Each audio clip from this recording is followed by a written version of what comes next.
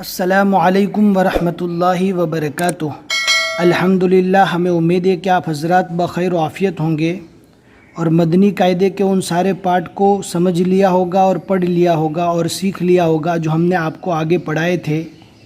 اس سے پہلے والے پارٹ میں ہم نے جزم کے متعلق پڑھا تھا۔ آج وہی چیز سیکھنا ہے جو ہم نے اوپر سیکھا تھا، یعنی جزم کے متعلق جو مشق ہے وہ ہمیں سیکھنا ہے۔ بہت ہی آسان ہے۔ اگر آپ چاہتے ہیں کہ آپ کے پاس ایک PDF قاعدہ ہو تو نیچے ڈسکرپشن میں لنک مل جائے گی، جا کر ایک مرتبہ ضرور دیکھیں۔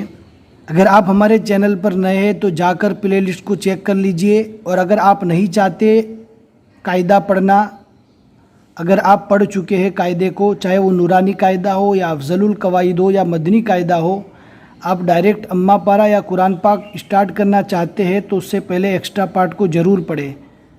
ایکسٹرا پارٹ کو ہم نے بہت محنت سے اس انداز سے بنایا ہے کہ آپ قرآن پاک اچھی طرح پڑھنا سیکھ لیں۔ شارٹ میں اور آسان انداز میں ہم نے قرآن پاک میں جن چیزوں کی ضرورت پڑتی ہے وہ ساری چیزیں ہم نے ایکسٹرا پارٹ میں سکھائی ہے۔ پھر اس کے بعد اما پارہ، پہلا پارہ اسٹیپ بائی اسٹیپ آگے بڑھتے رہیں، انشاءاللہ جلد قرآن پاک پڑھنا سیکھ لیں گے۔ اب ہم نے اوپر جو جزم پڑھا تھا اسی کی مشق آج ہمیں پڑھنا ہے۔ اوپر کے سبق میں ہم نے یہاں سے لے کر یہاں تک پڑھ لیا تھا۔ آج ہمیں جو پڑھنا ہے وہ یہاں سے لے کر یہاں تک پڑھنا ہے۔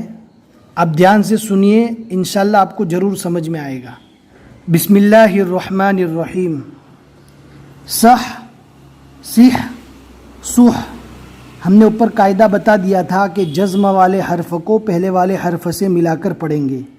آپ کو پہلا والا حرف اچھی طرح دیکھنا ہے کہ پہلے والے حرف پر زبر ہے، زیر ہے یا پیش ہے۔ اگر پہلے والے حرف پر زبر ہے تو زبر کو جزم سے ملائیں گے، زیر ہے تو زیر کو ملائیں گے، اور پیش ہے تو پیش کو ملائیں گے۔ اور جزم کی نشانی بھی آپ کو ہم نے اوپر والے سبق میں سمجھا دیا تھا، یہ جزم کی نشانی ہے۔ اب ہمارے ساتھ ساتھ دھیان سے سنیے، سمجھیے، اور تھوڑی دیر بیٹھ کر آپ بھی یاد کیجئے تاکہ آپ کو آگے پڑھنا بھی آسان ہو۔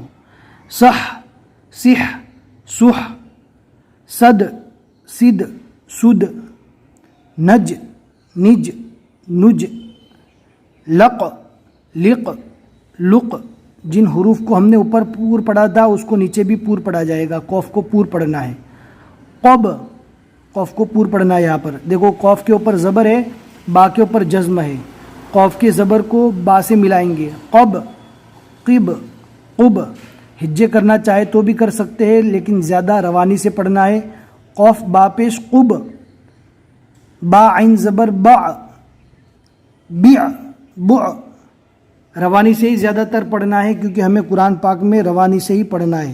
آپ نہیں چاہتے کہ قرآن پاک پورا ہجے پڑھیں۔ اگر آپ ہجے پڑھنا چاہتے ہیں پورا قرآن پاک تو ہجے پڑھنے کی کوشش کیجئے، کوئی بات نہیں ہے، لیکن سبھی لوگ چاہتے ہیں کہ اسپیڈ سے اور روانی سے قرآن پاک پڑھے، تو ان کے لیے قاعدے میں زیادہ دھیان دینے کی ضرورت ہے کہ جتنا ہو سکے ہجے نہ پڑھے۔ نتو، نتو، نتو، تو کو اچھی طرح پور پڑھنا ہے۔ نس، نس، نس۔ ام، عین کے زبر کو میم سے ملانا ہے۔ عم، عم۔ قل، حل، لن، ثم، لس، ان، کن، کل۔ کاف کے پیش کو لام سے ملانا ہے۔ پورے سبق میں 2-4 جگہ پر ہجے بھی کر دیں گے تو کوئی بات نہیں ہے۔ کاف لام پیش کل، ہا با زبر حب، قد، کم، حق، خو زال پیش خذ، قم۔ پور حروف جو پڑھے جائیں گے آپ کو دھیان رکھنا ہے۔ لم، من، ہم، تن، خس، لک، حج۔ یہ آج کا سبق ہے۔ اب ہماری یہاں تک جزم کی مشق بھی پوری ہو گئی۔ اگر آپ کو یہ جزم والا سبق اچھی طرح یاد ہو جاوے تبھی آگے بڑھیں، جلدی جلدی آگے بڑھنے کی کوشش نہ کریں ورنہ آگے جا کر پریشانی ہوگی۔ تھوڑا یاد کریں، صحیح یاد کریں، تاکہ آپ کو آگے جانے کے بعد ریٹن نہ آنا پڑے یاد کرنے کے لیے اور سمجھنے کے لیے۔ اس لیے ہر سبق کو اچھی طرح سمجھے، یاد کرے، پھر اس کے بعد آگے بڑھے۔ اگر آپ کو یہ سبق سمجھ میں آیا ہے، پسند آیا ہے تو اپنے دوستوں کے ساتھ ضرور شیئر کریں تاکہ وہ بھی قرآن پاک سیکھنے میں آپ کے ساتھ شریک ہو جاوے اور آپ کو بھی صدقہ جاریہ ملتا رہے۔ بس آج کے لیے اتنا ہی سبق۔ السلام علیکم ورحمۃ اللہ وبرکاتہ۔